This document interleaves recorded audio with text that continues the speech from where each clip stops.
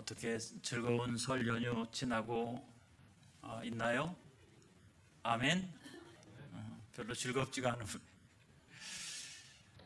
제가 어렸을 때 많이 불렀던 설날 동요가 있습니다. 그게 문득 기억이 났어요. 까치까치 설날은 어저께고요, 우리 설날은 오늘이라. 제가 이 가사를 생각해 보면서 왜 까치의 설날은 어제일까? 그리고 우리의 설날은 왜 오늘일까? 생각을 해봤어요.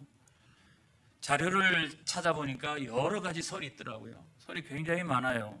한 가지가 아니에요. 근데 이 노래를 작사하고 작곡했던 윤극영 선생이 뭐라고 얘기했냐면, 일제에 강요된 1월 1일 신정은 까치 일제의 설날이고, 우리 민족이 고유하게 지켜왔던 구정은 우리의 설날이다.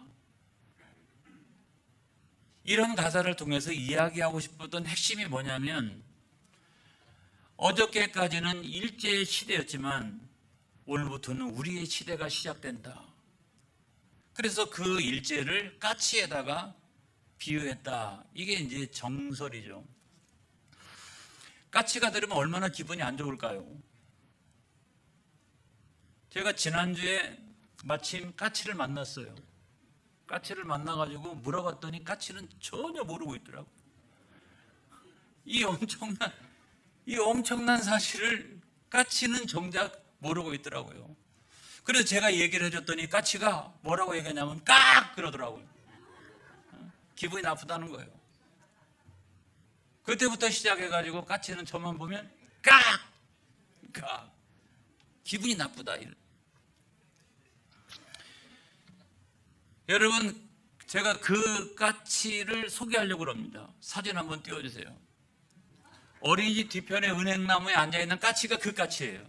저 맨 위에 그 까치가 앉아있는데, 저 까치가요, 내외가 있어요. 내외가 있는데, 두 내외가요, 우리 교회 앞에 앞마당에 있는 소나무 위에다가 집을 짓기 시작을 했습니다. 여러분, 저 위에 자세히 보면 집을 짓는데, 오늘 아침에도 제가 봤어요. 두 내외가 와가지고 얼마나 열심히 집을 짓는지 알 수가 없어요. 얼마나 열심히 집을 짓는지. 까치의 몸이라고 하는 게 이게 조그마하지 않습니까? 그런데도 나뭇가지는 막 이따만한 거를 물고서 막 날라와가지고 집을 짓는 거예요. 다음 사진 보겠어요. 집을 짓다가 떨어뜨린 나뭇가지들이에요. 정작 그 위에는 얼마 안 되는데 밑에는 엄청나요. 그래서 얼마나 수고하는지 알 수가 없습니다. 아니, 이 나뭇가지가 소나무 가지도 아닌데, 그 옆에 있는 그 꽃나무 그 가지도 아닌데요, 왜 여기에 이렇게 많이 떨어져 있을까? 제가 한 일주일 동안 아무리 봐도 제가 이해가 안 됐어요. 그런데 하늘을 보니까 응답이 왔어요. 까치가 물고 다니는 거예요, 이만한 거를. 그렇게 수고를 하는 거예요. 근데 제가 생각을 할 때는, 아니, 밑에 내려와가지고 그걸 주워다가 다시 올리면 되는 거 아니겠어요? 제가 그렇게 생각을 했어요. 그런데도 까치는 항상 새 것을 갖고 와가지고 새 집을 짓지, 이 밑에 흘려놓은 걸 가지고 올라가진 않더라고요. 제가 거기에 엄청나게 제가 감동을 먹었어요. 여러분, 우리의 신앙생활이라고 하는 것도 집 짓기와 마찬가지다 하는 생각을 제가 했습니다. 제가 그 까치 그 집을 다 지으면 수고를 많이 했으니까 입주 예배를 드려줄까? 제가 그런 생각도 했어요. 얼마나 수고하는지 알 수가 없는데. 우리의 신앙의 집 짓기, 우리의 신앙의 집 짓기도 저것과 똑같다 이 말이죠. 어떤 때는 실패하고 어떤 때는 낭패를 보고 막 그래서 떨어뜨리는 것도 있지만, 그럼에도 불구하고 계속해서 신앙의 집 짓기를 해나가야 하는 것이 성도의 운명인 줄로 믿습니다. 그래서 우리가 잘 알고 있는 베드로후서 1장 5절로부터 7절까지는 말씀해 보면, 시작. 그러므로 너희가 더욱 힘써 너희 믿음의 덕의 지식을, 지식의 절제를, 절제의 인내를, 인내의 경건을, 경건의 형제 우애를, 형제의 우애에 사랑을 더하라. 이런 말씀이 있잖아요. 신앙생활을 하면서도 이렇게 집짓기가 있다는 거죠. 그래서 저것이 아주 유명한 신앙의 7층 집이라고 이렇게 표현하는, 아무튼 신앙생활에도 그런 집짓기가 있다. 여러분, 우리는 말씀의 집짓기를 잘해야 될 줄로 믿습니다. 이 다니엘을 생각해 보면요, 이 다니엘은 모세오경에 굉장히 통달했던 것 같아요. 그래서 하나님 말씀에 순종하면 복을 받고 하나님 말씀에 불순종하면 저주를 받느니라. 그래서 오늘날 우리가 바벨론에 이와 같이 포로로 잡혀왔다라고 하는 사실을 알게 된 것은 모세오경에 통달했기 때문에 가능한 거예요. 모세오경을 제대로 알고 있지 못했다라고 하면 우리가 왜 오늘날 하나님의 백성이 바벨론에 여기까지 포로로 잡혀왔을까? 이게 이해가 안 되잖아요. 근데 성경의 말씀을 보고서 그 말씀을 잘 알고 있었기 때문에 그 이유가 무엇인지를 알게 되었어요. 그리고 열왕기상 8장에 있는 말씀을 잘 알고 있었습니다. 그게 솔로몬의 기도 아닙니까? 하나님 아버지, 우리가 다 나중에 붙들려가도 적국에 끌려가도 하나님의 성전을 위하여 기도하면 하나님 우리들에게 자비와 긍휼을 베풀어 주시옵소서. 이런 열왕기상 8장에 있는 말씀을 너무나 잘 알고 있었던 거예요. 그리고 우리가 잘 아는 예레미야 25장에 있는 말씀, 거기에 보면 너희들이 이제 적국에 끌려갔지만은 70년이 지나고 나면 너희들이 돌아오게 될 것이다. 하나님의 백성의 회복, 그 말씀을 너무나 잘 알고 있었기 때문에 바벨론의 포로로 끌려갔지만 거기서 좌절하고 낙심할 이유가 수도 없이 많았지만 그럼에도 불구하고 그 믿음을 온전히 지킬 수 있었던 이유가 뭐냐? 하나님의 말씀에 집짓기가 잘 되어 있으니까. 그의 심령에 하나님 말씀 집짓기가 잘 되어 있으니까 그 믿음이 조금도 흔들림이 없었던 거예요. 말씀이 없으면 여러분 신앙이 흔들려요. 근데 말씀이 있으면 그 말씀을 붙들고 일어나거든요. 그 다음에 우리는 두 번째로 기도의 집짓기를 잘해야 된다. 왕이 칙령을 내렸습니다. 왕 외에 어떤 신에게나 다른 사람에게 절을 하면 사자굴에 던져 넣는다. 그와 같은 조서와 칙령이 떨어진 것을 너무나 정확하게 알고 있음에도 불구하고 어떻게 했어요? 집에 돌아오자마자 총리라고 하는 사람이 집에 돌아오자마자 윗방으로 올라가서 예루살렘을 향하여 창문을 열고 전에 하던 대로 하루에 3번씩 감사 기도를 드렸더라. 하루에 3번씩. 매일매일 같이 하루에 3번씩 하늘에 계신 하나님 앞에 그와 같이 기도했다는 거예요. 기도를 축적하는 거죠. 이게. 기도에 어떤 집짓기가 잘 되어져 있는 거죠. 그러니까 능력 있는 거죠. 기도 생활을 오랫동안 했던 사람들은 능력이 있습니다, 여러분. 은사도 있고요. 그런 영적인 열매들도 많이 수확하는 것은 기도에 공력이 있는 분들이에요. 그런데 그게 금방 되는 게 아니라는 거예요. 여러분, 하루에 3번씩 이렇게 늘 하늘에 계신 하나님 앞에 그 기도하니까 그의 기도가 얼마나 깊이가 있는지 알 수가 없습니다. 나중에 다니엘 이야기를 보게 되면 고레스 왕 때는 나이가 한 85세 정도 됐습니다. 85세. 그때 당시 고대 노예제 사회 때 사람들의 평균 연령이 어느 정도 되느냐, 한 40세에서 45세 정도 될 때에 나이가 85세예요. 나이가. 그렇게 85세라 제1차 바벨론 포로 귀환할 당시에 수르바벨에 의해서 이제 귀환을 하는데 자기는 워낙 나이가 들어가지고 여기를 같이 쫓아올 수가 없는 거예요. 자기는. 그런 때까지 여러분, 그런 때까지 늘 기도 생활을 했다는 거예요. 그러니까 어떤 역사가 일어나느냐, 다른 사람의 꿈을 해석해주고 할렐루야. 그리고 자기가 여러 번에 걸쳐서 놀라운 환상을 보게 됩니다. 그의 기도가 얼마나 영적으로 깊었는지를 우리가 잘 알 수 있는 그런 대목이죠. 할렐루야. 나이가 들어갈수록 몸은 후퇴해질지라도 내 영은 청춘처럼 할렐루야 독수리 치면서 하늘에 계신 하나님 앞에 올라가야 될 줄로 믿습니다. 그의 기도가 얼마나 또한 넓었느냐. 하는 걸 보면 자기는 이제 워낙 노구라 이제 그 몸을 이끌고서 예루살렘에 돌아갈 수가 없잖아요. 돌아갈 수가 없는데 그는 얼굴에 슬픈 기색을 띠고 3주 동안 금식을 하면서 기도를 하기 시작해요. 왜 기도했을까요? 왜 기도했을까요? 뭐냐면 자기는 어쩔 수 없어가지고 못 돌아가는 거예요. 근데 여기에 지금 4,500만 명이나 되는 사람이 있는데 정작 돌아가는 사람은 3차에 걸쳐도 9만 5천 명밖에 안 되니까 거의 대부분 여기 남아있잖아요. 이 안일함에 빠져있고 세상에 빠져있는 자기 동족을 향하여 눈물을 흘려가면서 하나님 불쌍히 여겨 주옵소서, 이들도 깨어서 본향을 향하여 나아갈 수 있도록 인도하여 주옵소서 기도하고요. 9만 5천 명이 돌아가면서도 그냥 잘 돌아갔느냐? 그렇지 않습니다. 이역만리잖아요. 이역만리. 돌아가면서도 얼마나 고초를 당했는지 알 수가 없습니다. 하나님 아버지, 저들이 순탄하게 돌아갈 수 있도록 인도하여 주시옵소서. 이렇게. 세 번째 기도는 뭐냐?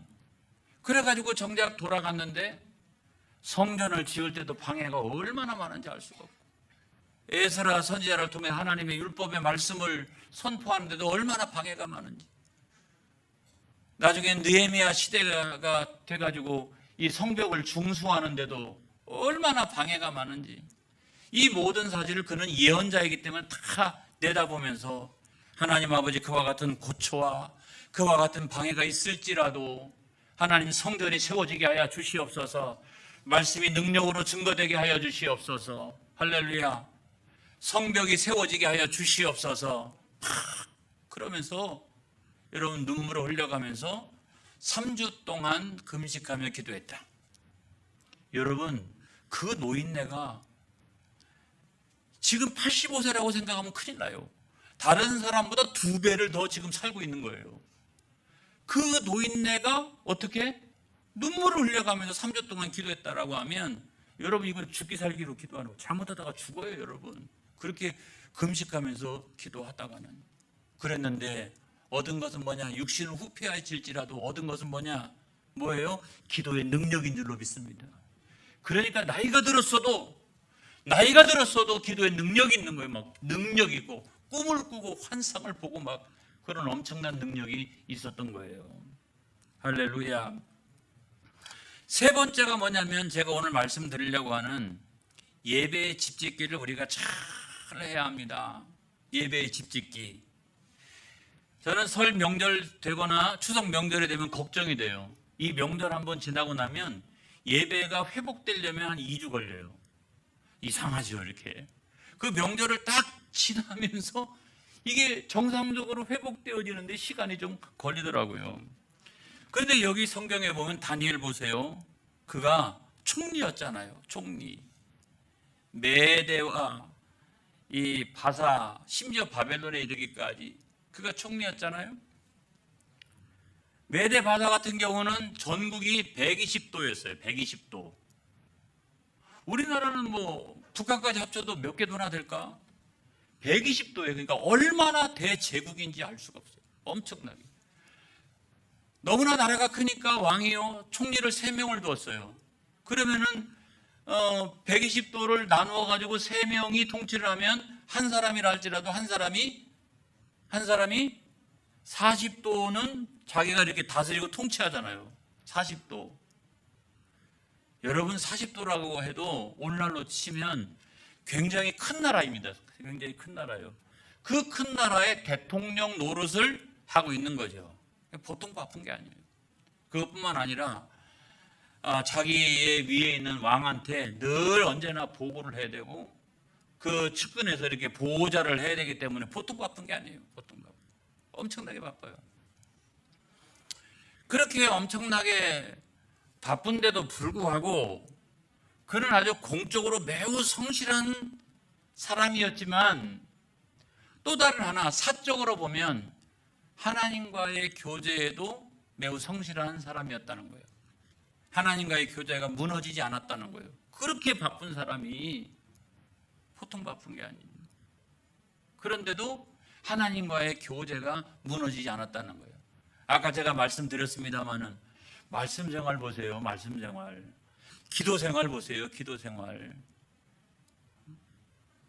예배 생활도 마찬가지죠.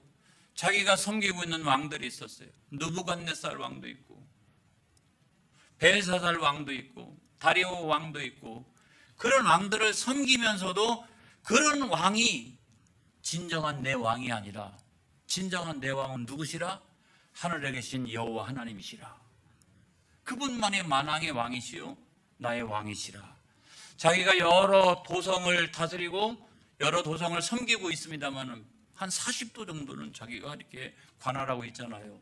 그럼에도 불구하고 내가 섬기고 있는 이 도성이 영원한 도성이 아니라 예루살렘 도성, 할렐루야, 천국 도성, 하나님의 도성만이 영원하다는 사실을 그는 믿고 있었어요.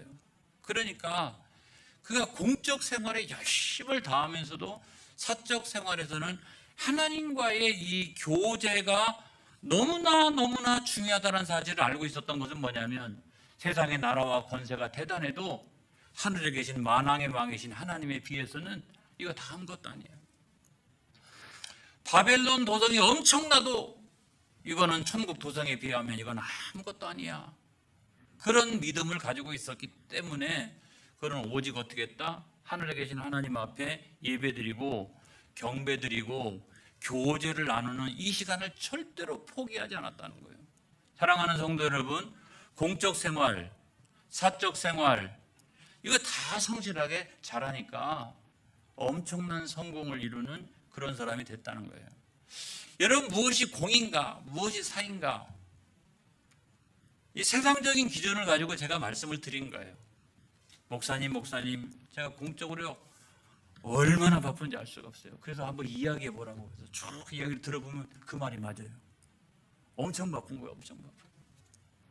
제가 볼 때도 그게 이해가 돼요. 이해가 돼. 그런데 그것이 다 이해가 되는데 문제는 뭐냐면 사적으로 보면 하나님과의 교제가 무너지고 있는 거예요.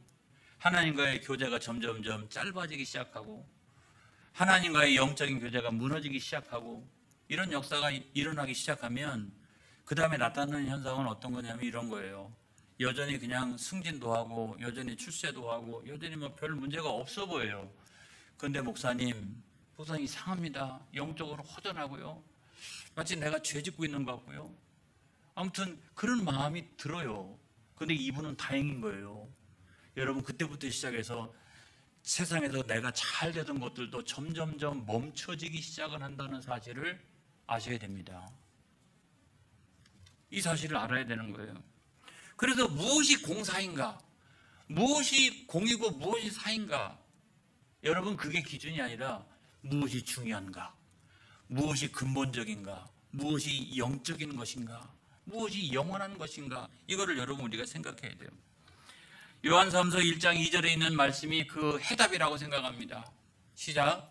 사랑하는 자여 내 영혼이 잘된 같이 내가 범사에 잘되고 강건하기를 내가 간구하노라. 여러분, 영혼이 잘되면 범사가 잘되고 강건하게 된다라고 하는 건데 영혼이 잘되는 게 뭐냐는 거예요. 영혼이 잘되는 게. 책을 열심히 읽으면 될까요? 운동 열심히 하면 될까요? 아니잖아요. 돈 많이 벌면 될까요? 아니잖아요. 영혼이 잘 되는 것은 하나님과의 교제. 하나님과의 교제에서 가장 중요한 것은 하나님 앞에 드리는 그런 예배라고 하는 거예요. 할렐루야. 그래서 올 한해는 예배가 무너지지 않기를 주의 이름으로 축복합니다. 다니엘을 한번 볼까요? 다니엘 9장 21절을 보겠어요. 시작.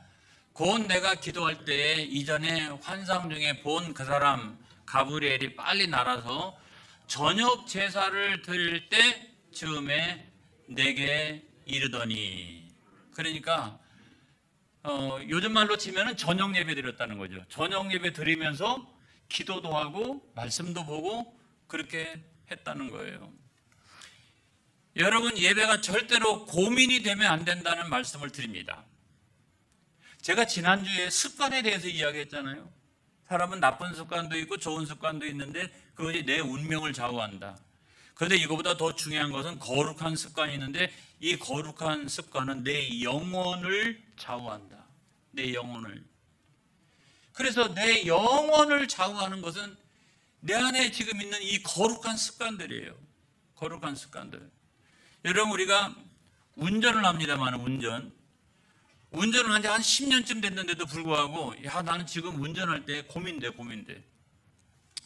좌회전할 때는 말이야, 일단 좌측 깜빡이를 켜고, 그 다음에 발로 속도를 줄인다. 그리고 왼쪽으로 2번 핸들을 돌린다. 이거를 운전할 때마다 이거를 생각하는 사람이 어디 있어요? 아무리 운전학원에서 운전법을 배웠다 할지라도 어느 정도 시간이 지나고 나면 왼쪽으로 내가 지금 좌회전해야 되겠다라고 생각하면 저절로 손이 왼쪽 깜빡이를 넣고, 그 다음에 발이 저절로 이렇게 속도를 줄이고, 그 다음에 왼쪽으로 2바퀴를 이렇게 돌리는 거 아니겠어요? 이게 자동으로 이루어지잖아요. 자동으로. 여러분, 예배도 마찬가지라고 하는 거예요. 만약에 지금 내가 운전하고 있는데, 야, 이거 이래야 돼. 지금 막 돌아가야 되는데 지금 발로 움직여야 돼. 지금 또. 그 다음에 어떻게? 손으로 회전을 2바퀴 해야 되나? 어떻게 해야 되나? 여러분, 이걸 생각하고 있으면 어떻게 해요? 그러다 사고 나는 거죠. 그러다 사고 나는 거 아니겠어요? 여러분, 예배도 마찬가지다. 예배도 자동이 돼야 된다. 예배 시간과 그 다음에 예배 장소가 딱 되면은 자동으로 몸이 움직여서 그것이 그 거룩한 습관이 우리 몸에 배어 있어야 된다. 이런 말씀을 여러분 드리는 거예요. 그 다음에 두 번째로 보면 예배는 정해져 있어요. 그렇죠? 저녁 제사 드릴 즈음에, 그러니까 이건 아마 성전 제사의 전통인가 봐요. 그러니까 아침에 제사 드리고 또 저녁에 제사 드리고 낮에는 개인적으로들 와가지고 제사 드리고, 성전 제사는 기본 2번, 그 다음에 개인 제사가 그 중간에 낮에 1번. 이것이 기도의 전통으로 내려와서 9시 기도, 정오 기도, 오후 3시나 4시의 기도, 이것이 하루에 3번 드리는 그런 기도의 전형이 된 거잖아요. 그렇죠? 이런 것이 된 거예요. 근데 여기서 보면 저녁 제사는요, 피 흘리는 제사가 아니에요. 저녁 제사는 소제예요. 소제. 그러니까 피 흘리는 제사가 아니라고요. 이렇게 소제예요. 근데 이 전통을 바벨론에 끌려와 가지고서도 그 엄혹한 상황에서도 경건한 자들은 그 하루에 3번 기도했다라고 하는 말은 역으로 치면 하루에 3번 제사를 드렸다라고 하는 말과 똑같은 거예요. 그래서 예루살렘에 있었을 때처럼 똑같이 제사를 드리지는 않았겠지만 그걸 축소하고 약간 변형시키고 현실에 맞게 그렇게 만들었겠지만, 그렇게 제사를 드리면서 하나님 앞에 기도하고 그리고 하나님 말씀을 읽고 서로 나누고 그렇게 했다는 거예요. 대단하지 않습니까? 대단하지 않아요? 여러분, 오늘날도 마찬가지입니다.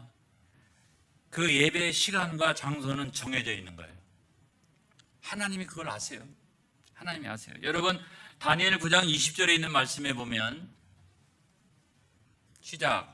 내가 이같이 말하여 기도하며 내 죄와 내 백성 이스라엘의 죄를 자복하고 내 하나님의 거룩한 산을 위하여 내 하나님 여호와 앞에 간구할 때, 이런 말씀이 있잖아요. 이게 여호와 하나님 앞에 기도하는 거잖아요. 여호와 하나님 앞에 제사를 드리는 거잖아요. 안 그래요?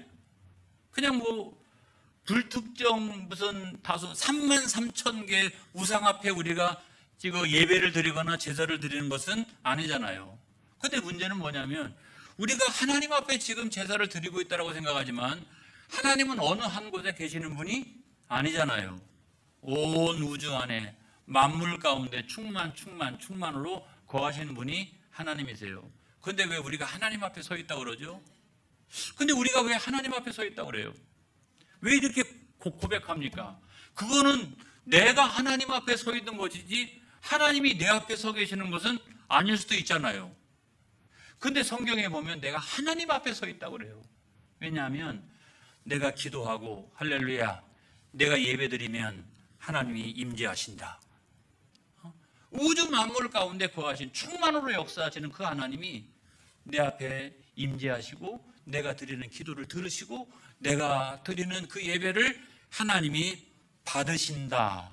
이걸 여러분 믿으시기를 바라요. 오늘 이 시간도 마찬가지예요. 여러분, 오늘 이 시간에도 하나님 이 자리에 임재하십니다. 그리고 우리 예배를 받으십니다. 근데 그것뿐만 아니라 여기에 보니까 가브리엘이라고 하는 천사가 빨리 날아왔어요. 왜 그랬을까요? 어디에 맞춰서, 이 예배 시간에 맞춰서, 이 기도 시간에 맞춰서 가브리엘은요, 여러분 교리적으로 생각을 해보면 천사장이에요. 미가엘, 라파엘, 우리엘, 그 다음에 가브리엘, 천사장이라고요. 그러니까 하나님이 이 자리에 임재하시면 그 옆에 빨리 날아와서 누가 옆에 보좌하느냐면 천사장이 와서 보좌하고 천사들을 데리고 오는 거죠.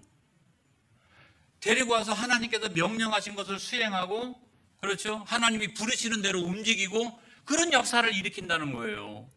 그래도 오늘 우리가 예배드리는 이 시간과 장소는 평범한 세상에서의 시간이 아니라 하나님 이 자리에 임재하시고 부르시는 천사들까지 대동하시고 우리 예배를 받으시는 카이로스, 아주 특별한 그런 세상에서의 아주 특별한 그런 시간이라는 거예요. 그런 시간이 지금 오늘 이 시간과 장소 가운데 있는 것인데 내가 그 어떤 것보다 이게 더 사모가 되어져야 마땅하지 않을까요? 할렐루야. 예배는 그런 시간이다. 하나님 임재하신다. 우리 예배를 받으신다. 심지어는 천사장까지도 대동하셔서 하나님의 영광을 받으신다. 이 사실을 여러분 믿으시기를 주의 이름으로 축복합니다. 그러니까 잘 되는 거예요. 그러니까 잘 되는 거예요. 천사장을 통해 하나님 여기저기다. 그러니까 잘 되는 거예요, 여러분. 이 시간을 빼앗기지 않기를 주의 이름으로 축복합니다. 이 시간이 무너지지 않기를 주의 이름으로 축복합니다. 할렐루야. 그 다음에 예배를 통해서 하나님 우리들에게 은혜를 주세요. 은혜. 다니엘 9장 22절에 있는 말씀에 보면 시작. 내게 가르치며 내게 말하여 이르되 다니엘아 내가 이제 내게 지혜와 총명을 주려고 왔느니라. 여러분, 다니엘은 기본적으로 지혜와 총명이 넘쳐요. 왜냐하면 그것도 하나님의 은혜인 줄로 믿습니다. 이미 이전에 하나님께서 은사로 지혜도 주시고 꿈을 해석하는 어떤 은사도 이미 주셨어요. 근데 또 천사가 나타나가지고 뭐라고 얘기하냐면 내가 너에게 지혜와 총명을 또 준대요. 이게 뭐냐면 지난번에 거하고 똑같은 게 아닌 거예요. 차원이 더 높은 거예요. 차원이 더 높은 거예요. 자, 70년이 되면 우리는 돌아간다. 근데 이것도요, 해석 여부에 따라 굉장히 달라져요.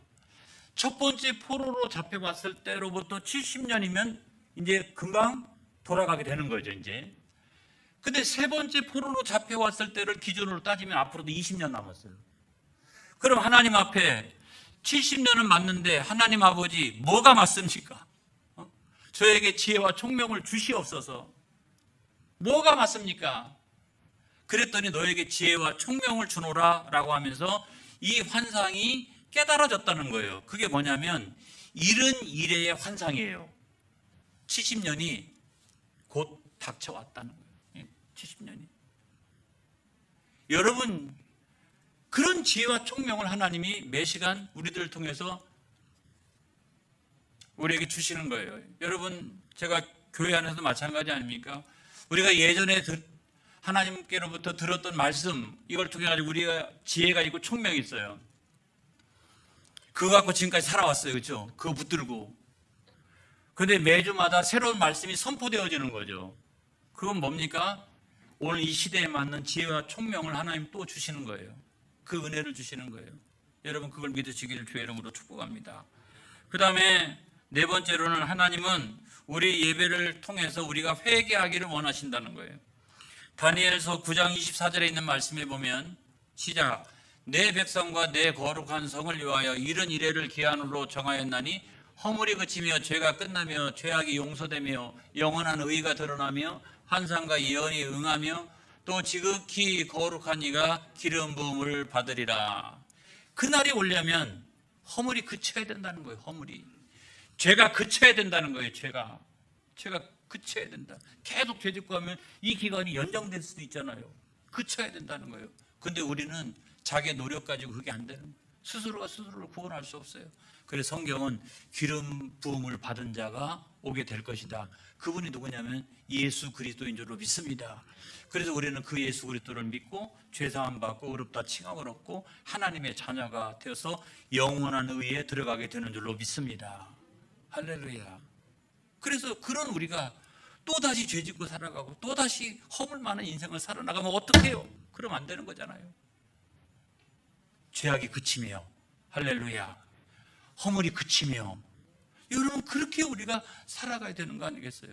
그래야 오늘 성경의 말씀에 있는 것처럼 우리는 예배를 통해서 큰 은총을 입은 자가 되는 줄로 믿습니다. 자, 마지막 성경 말씀 다니엘 9장 23절 시작.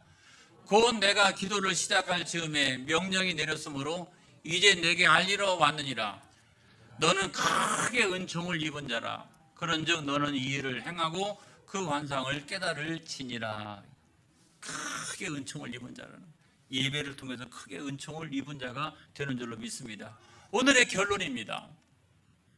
시작. 하나님은 우리의 예배를 받으시고 우리가 큰 은총을 입은 자가 되기를 원하신다. 믿습니까? 아멘. 할렐루야. 기도하겠습니다.